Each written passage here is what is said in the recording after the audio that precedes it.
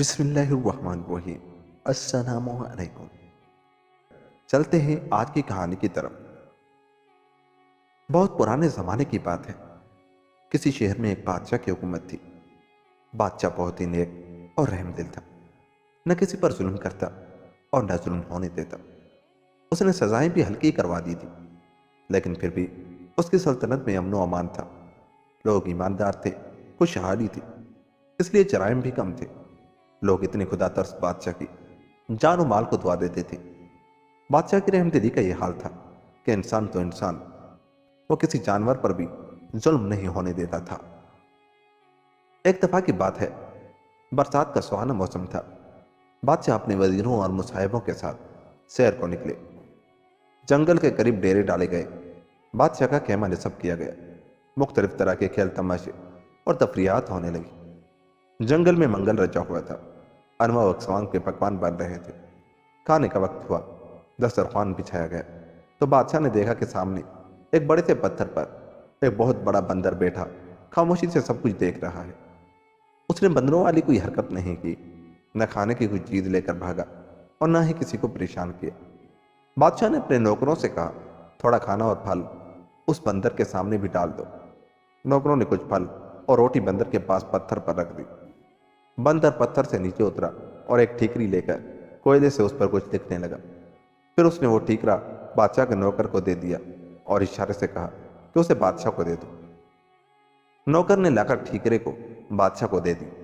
بادشاہ خود بھی یہ تماشا دیکھ رہے تھے۔ ٹھیکری پر لکھا تھا، میں اسے کھانا نہیں کھاؤں گا۔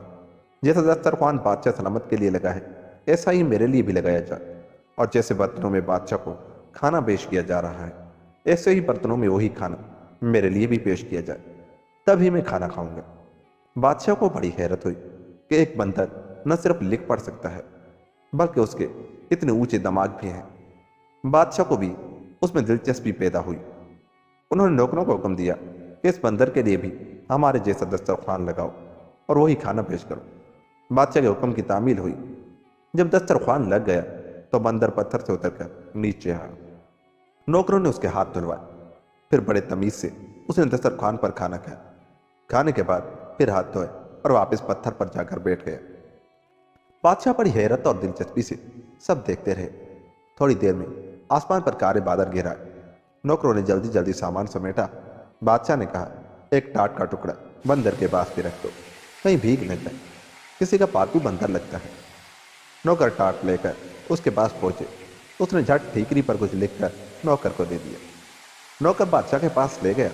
لکھا تھا، جیسا خیمہ بادشاہ کے لیے لگا ہے، ایسا ہی میرے لیے بھی لگاؤ، ویسا ہی ساز و سامان تیار کرو، تب میں آؤں گا۔ بادشاہ اب باقاعدہ اس میں دلچسپی لے رہے تھے۔ بادشاہ کے حکم سے فوراً شاہی خیمے جیسا دوسرا خیمہ کھڑا کیا گیا اور پلنگ بستر لگایا گیا۔ اتنے میں بارش شروع ہو گئی۔ بندر بڑی نفاست سے اٹھ کر خیمے میں آیا اور بستر پر لیٹ گیا۔ غرض بادشاہ جتنے دن سیر و تفریح کی غرض سے وہاں ٹھہرے رہے، بندر ہر بات میں بادشاہ کی برابری فرمائش کرتا رہا۔ جس دن بادشاہ واپس محل میں جانے کے لیے روانہ ہونے والے تھے، انہوں نے نوکروں سے کہا، اس بندر سے پوچھ کر آؤ، ہمارے ساتھ چلے گا۔ بندر نے پھر ٹیکری پر لکھا، جیسا ہاتھی بادشاہ کی سواری میں ہے، ویسا ہی ہاتھی تیار کراؤ تو میں جانے کے لیے تیار ہوں۔ بادشاہ نے سوچا، اچھی تفریح ہی ہے، اس بندر کو ساتھ رکھنا چاہیے، ایسا شائستہ اور پڑھا لکھا بندر تو کہیں نہیں ملے گا۔ انہوں نے حکم دیا کہ ایک اور ہاتھی پر بھی ہماری جیسی اماری کسواؤ اور بندر کو شہر لے چلو۔ بندر اس شان سے شہر میں داخل ہوا کہ اس کا ہاتھی بادشاہ کے ہاتھی کے ساتھ ساتھ چل رہا تھا۔ شہر کے لوگ حیرت سے یہ تماشا دیکھ رہے تھے۔ محل میں پہنچ کر بادشاہ نے کہا کہ محل خاص کے باہر جو نوکروں کے مکان ہیں، ان میں سے ایک میں بندر کو چھوڑ دیا جائے۔ بندر کو اب کاغذ قلم دے دیا گیا۔ اس نے کاغذ پر لکھا، میں یہاں نہیں رہوں گا، جیسا محل بادشاہ کا ہے ایسا ہی محل میرے لیے تیار کروایا جائے، وہی ساری آسائشیں ہوں تو میں رہوں گا، ورنہ چلا جاؤں گا۔ بادشاہ کا ایک محل اور بھی تھا جہاں وہ گرمی کے موسم میں رہا کرتے تھے۔ اس محل کو بادشاہ نے بندر کے رہنے کے لیے تیار کروا دیا اور بندر اس میں رہنے لگا۔ نوکروں کو بہت برا لگتا تھا کہ انہیں ایک بندر کی خدمت شاہی اہتمام کے ساتھ کرنی پڑ رہی ہے، لیکن بادشاہ کا حکم، اور تو اور بادشاہ کی ملکہ کو بھی بندر سے بڑی چڑ ہو گئی تھی۔ وہ برابر بادشاہ سے کہتی رہتی، اس بندر کو واپس جنگل میں چھڑوا دے، یہ کوئی بدروح ہے، لیکن بادشاہ اس پر راضی نہیں ہوئے۔ ادھر بندر نے دربار میں آ کر بیٹھنا بھی شروع کر دیا تھا۔ سارے مقدمے بڑے دھیان سے سنتا۔ اگر بادشاہ کوئی غلط فیصلہ دینے والے ہوتے تو جھٹ ان کے ہاتھ سے کاغذ لے کر پھاڑ دیتا اور صحیح فیصلہ لکھ کر ان کے سامنے رکھ دیتا۔ شروع میں تو بادشاہ کو بڑا غصہ آیا، لیکن پھر انہوں نے محسوس کیا کہ بندر کی وجہ سے وہ بہت سی غلطیوں سے بچ گئے، بے گناہ سزا سے محفوظ رہے اور گناہ گاروں کو سزا ملی۔ اور بھی کئی ایسے فیصلے کرنے میں بندر نے مدد کی جو بادشاہ اور اس کی سلطنت کے لیے فائدہ مند تھے۔ دھیرے دھیرے بادشاہ اپنے سبھی فیصلے اور احکامات صادر کرنے سے پہلے بندر کو دکھانے لگے۔ درباری بھی اس عقل مند اور پڑھے لکھے بندر کے عادی ہو چکے تھے، لیکن ملکہ کی دشمنی بندر سے کم نہیں ہوئی۔ وہ لگاتار بادشاہ سے کہتی رہتی، اس بندر کو کہیں پھینکوا دے، دیکھنا ایک دن آپ کی ساری سلطنت پر قبضہ کر لے گا۔ آپ کا کوئی بیٹا تو ہے نہیں کہ ہماری مدد کرے گا، یہ آپ کو ہٹا کر خود گدی پر بیٹھ جائے گا۔ بادشاہ سمجھاتے، بیگم اب یہ ممکن نہیں ہے، آپ دیکھ ہی رہی ہیں یہ کوئی معمولی بندر نہیں ہے کہ میں اسے جنگل میں چھڑا دوں۔ اب تک وہ ہمارے لیے فائدہ مند ہی ثابت ہوا ہے، ہماری سلطنت میں اس کی وجہ سے بہتری ہی آئی ہے۔ پھر ہمیں اللہ پر بھروسہ رکھنا چاہیے، وہ ہماری حفاظت کرے گا۔ لیکن بیگم کو چین نہیں آیا، انہوں نے بندر کو مروانے کی سازش کی۔ بندر کے لیے جو کھانا بھیجا گیا اس میں زہر ملا دیا۔ اس دن بندر نے کھانا نہیں کھایا اور بادشاہ کو پرچہ لکھا کہ مجھے مروانے کی کوشش آپ کو اور آپ کے خاندان کو بہت مہنگی پڑے گی۔ بادشاہ کو جب زہر کے بارے میں پتہ چلا تو انہیں بہت غصہ آیا، نوکروں کو بلا کر ڈانٹا اور بیگم کو سمجھایا کہ آئندہ ایسی کوئی حماقت نہ کریں۔ بیگم دل ہی دل میں جل بن کے رہ گئی۔ بادشاہ کے ایک ہی بیٹی تھی، بہت خوبصورت اور نازک اندام۔ بادشاہ اپنی بیٹی کو جان سے بھی زیادہ عزیز رکھتے تھے۔ بندر کے چرچے اس نے بھی سنے تھے اور اسے دیکھنے کا شوق پیدا ہو گیا تھا۔ ایک دن بندر دربار سے نکل کر اپنے محل جا رہا تھا۔ شہزادی اپنی سہیلیوں کے ساتھ کھڑی ہو کر اسے دیکھنے لگی۔ بندر نے شہزادی کو دیکھا تو رک گیا اور اسے گھورنے لگا۔ شہزادی ڈر کر محل میں بھاگ گئی۔ اس دن سے یہ ہونے لگا کہ ہر روز صبح جب شہزادی بن سنور کر آئینہ دیکھتی تو پیچھے سے بندر کا چہرہ نظر آ جاتا۔ بندر نہ جانے کیسے اس کے کمرے میں گھس آتا۔ شہزادی کو ڈر کے مارے بخار چڑھا۔ کئی دن بندر نہیں آیا۔ جب شہزادی ٹھیک ہو گئی تو پھر بندر نے آنا شروع کر دیا۔ وہ پرچے پر لکھ کر شہزادی کو دیتا، مجھ سے شادی کرو گی؟ یقین کرو میں بھی بہت خوبصورت ہوں۔ شہزادی جانتی تھی کہ یہ تہذیب یافتہ بندر اسے کوئی نقصان نہیں پہنچائے گا، لیکن اس کا ڈرنا بھی قدرتی تھا۔ دھیرے دھیرے شہزادی کا ڈر ختم ہو گیا، اسے اس بندر سے ہمدردی ہو گئی۔ بیچارہ وہ سوچتی تھی اتنا مہذب، سمجھدار اور پڑھا لکھا ہے، میرے والد کو اس نے کئی خطروں سے بچایا ہے، ہم پر اس کے بڑے احسان ہیں۔ اب اگر اللہ نے اس بندر کی صورت دی ہے تو اس کا ایک قصور۔ اب شہزادی اس سے ڈرتی نہیں تھی۔ وہ تھوڑی دیر اس کے کمرے میں رکتا، اسے دیکھتا رہتا، پھر چلا جاتا۔ ہوتے ہوتے بات ملکہ کے کانوں تک پہنچی۔ انہوں نے تو سارا محل سر پر اٹھا لیا، گالیاں کوسنے دیے اور بادشاہ کے سامنے رونا دھونا کیا۔ اب تو حد ہو گئی ہے، اب آپ کا وہ چہتا بندر آپ کی لاڈلی بیٹی کی جان کے پیچھے پڑ گیا ہے، یا تو اسے نکالیے یا میں زہر کھا لوں گی۔ بادشاہ نے شہزادی کو بلا کر پوچھا، کیا بندر تمہیں پریشان کرتا ہے؟ شہزادی نے سچ سچ ساری بات بتا دی اور کہا، ابا جان پہلے تو واقعی مجھے اس سے بہت ڈر لگتا تھا، لیکن اب نہیں لگتا۔ مجھے اس سے ہمدردی ہوتی ہے، پتہ نہیں کون ہے اور اس پر کیا مصیبت پڑی ہے۔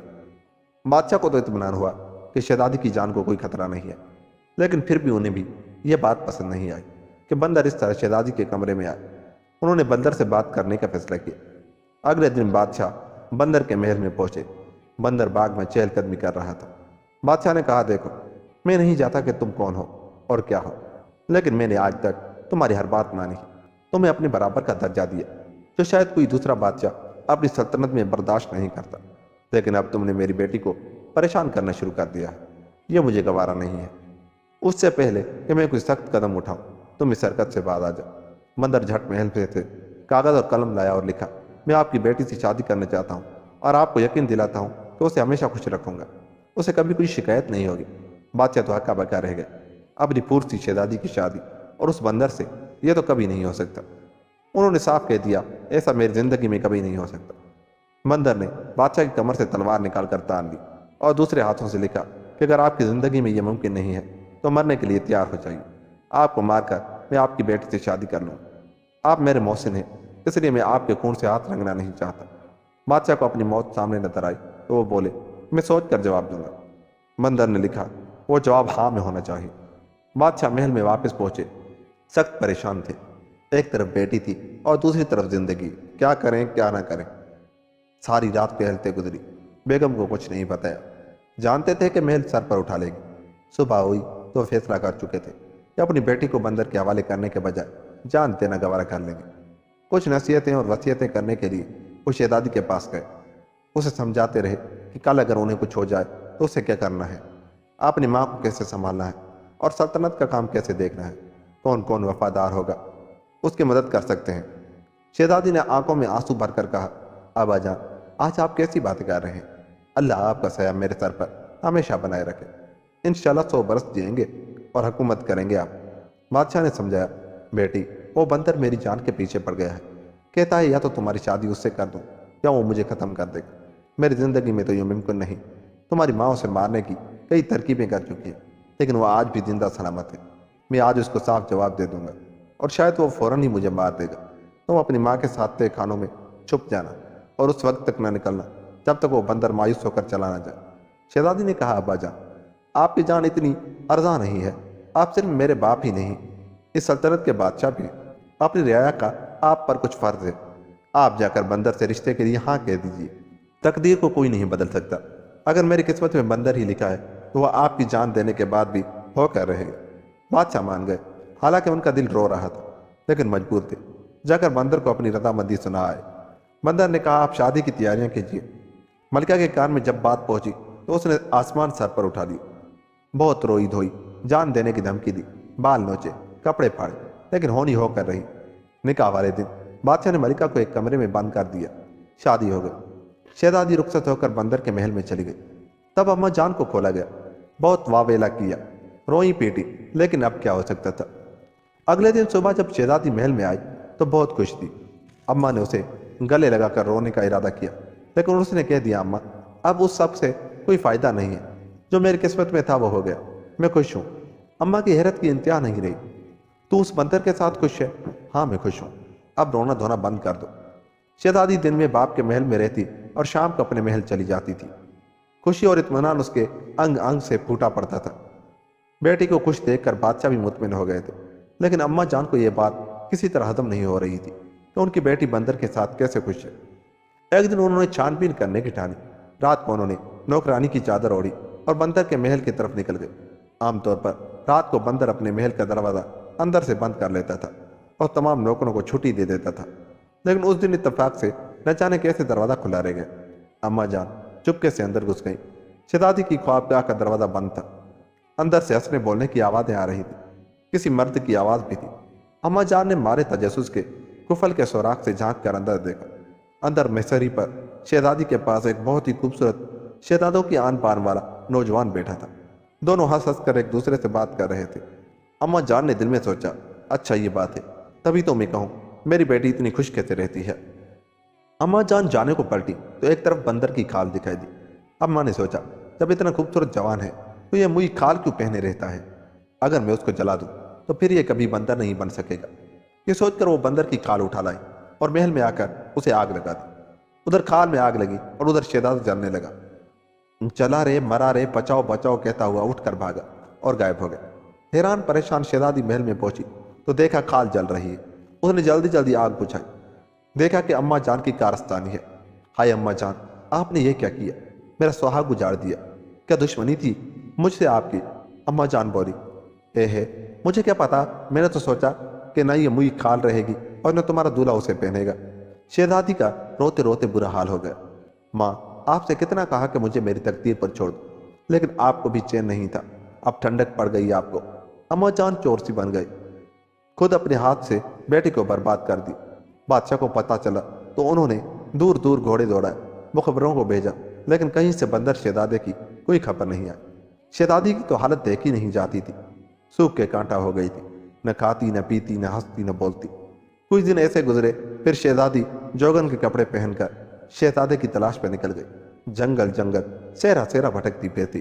पाँव में छाले पड़ गए, सब रूप रंग मांद पड़ गया। एक दिन रात को जंगल में एक पेड़ के नीचे बैठी थी।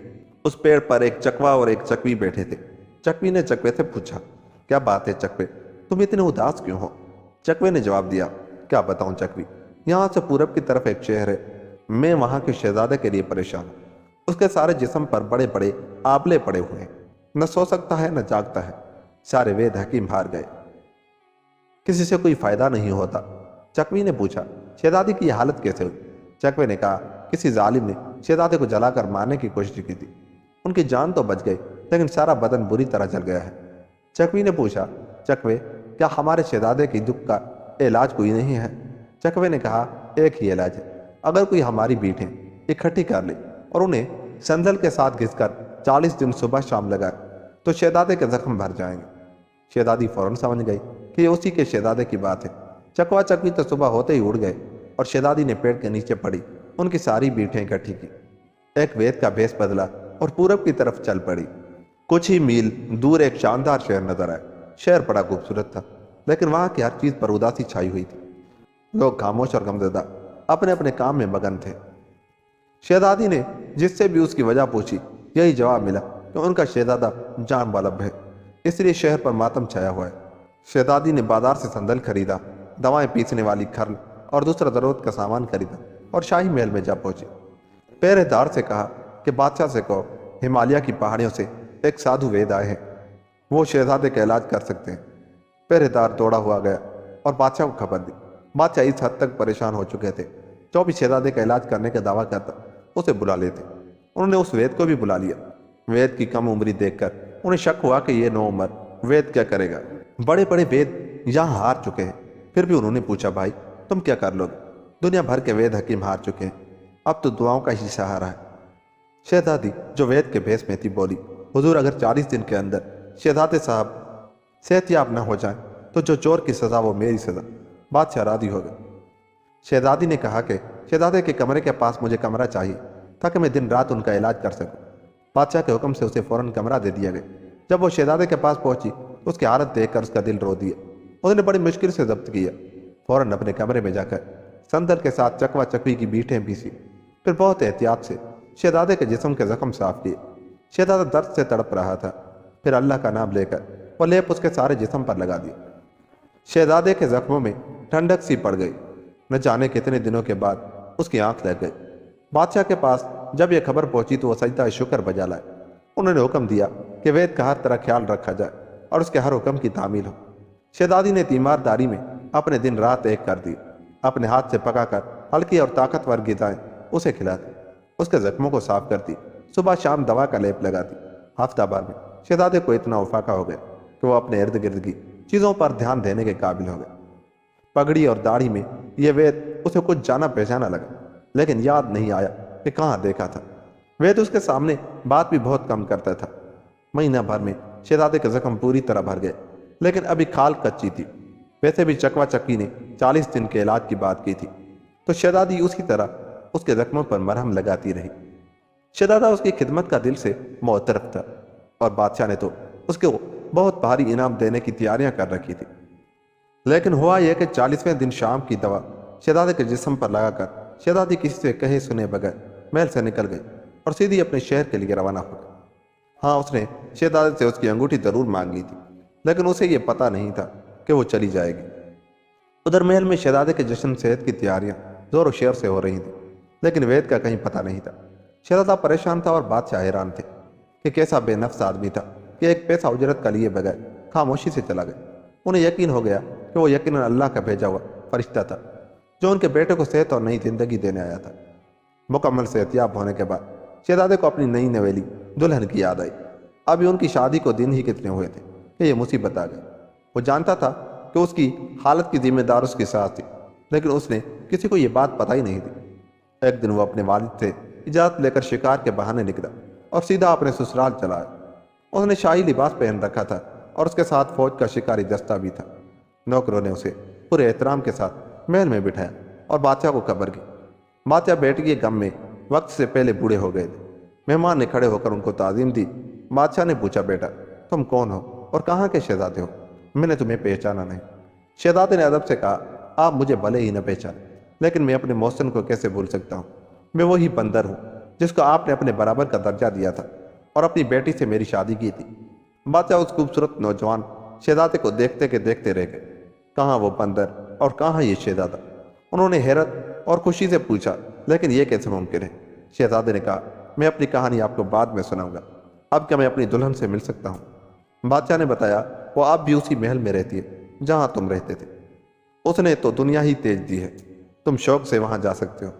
بادشاہ کو حیران و پریشان چھوڑ کر شہزادہ سیدھا محل میں آیا۔ دیکھا کہ شہزادی غم کی تصویر بنی بیٹھی ہے، زلفیں پریشان ہیں، پھول سا چہرہ کملایا ہوا ہے، رو رو کر آنکھوں میں سیاہ ہلکے پڑ گئے ہیں۔ شہزادے کو اپنے سامنے کھڑا دیکھ کر اسے یقین ہی نہیں آیا۔ شہزادے نے کہا، ہاں شہزادی، تمہاری محبت مجھے کھینچ لائے۔ تمہاری ماں نے تو مجھے مارنے میں کوئی کسر نہیں چھوڑی تھی۔ میرا سارا جسم بڑے بڑے آپلوں سے بھر گیا تھا، میرے بچنے کی کوئی امید نہیں بچی تھی۔ شہزادی نے پوچھا، پھر آپ ٹھیک کیسے ہوئے؟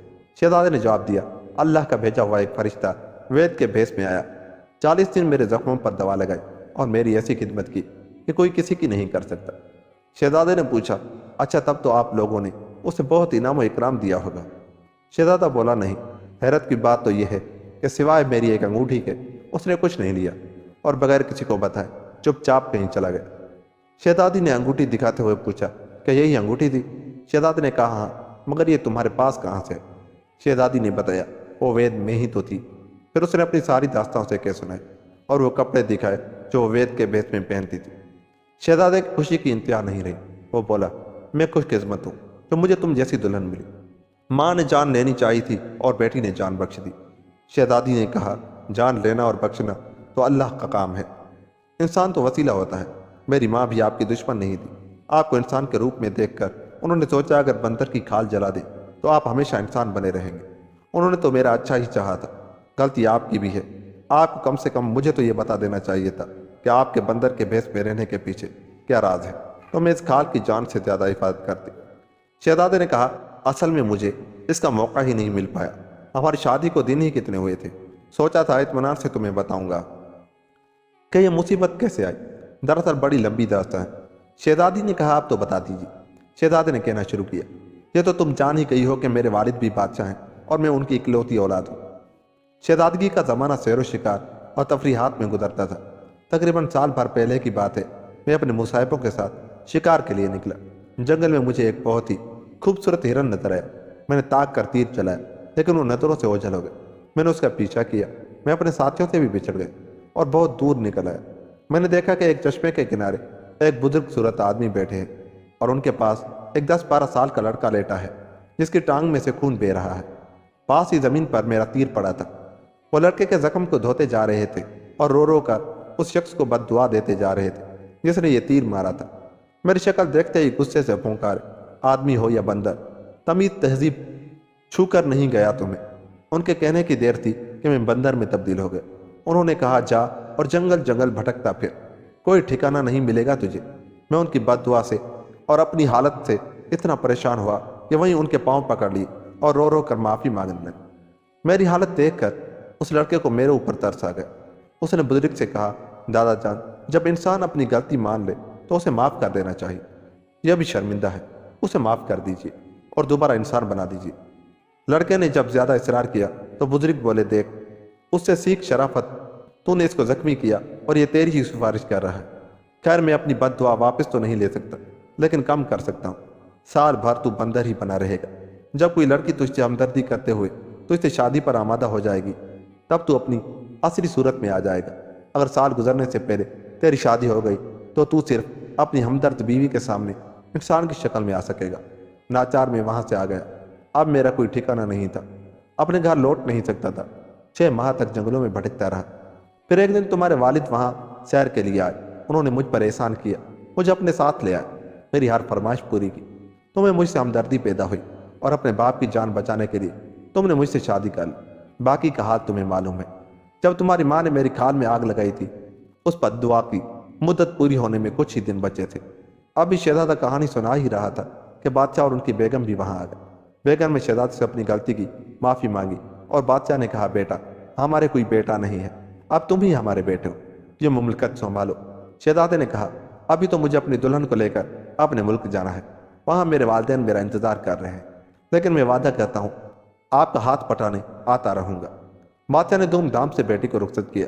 دونوں خاندان خوشی خوشی زندگی گزارنے لگے اور یوں یہ کہانی ختم ہوئی۔ دوستو، اگر آپ کو ہماری یہ کہانی اچھی لگی تو چاہتے ہوئے ہمارے چینل کو سبسکرائب کر لیں اور ہماری ویڈیوز کو لائک اور شیئر ضرور کریں۔ ملتے ہیں کسی ایسی ہی کہانی کے ساتھ، تب تک اپنا بہت سا خیال رکھیے گا۔ اللہ نگہبان۔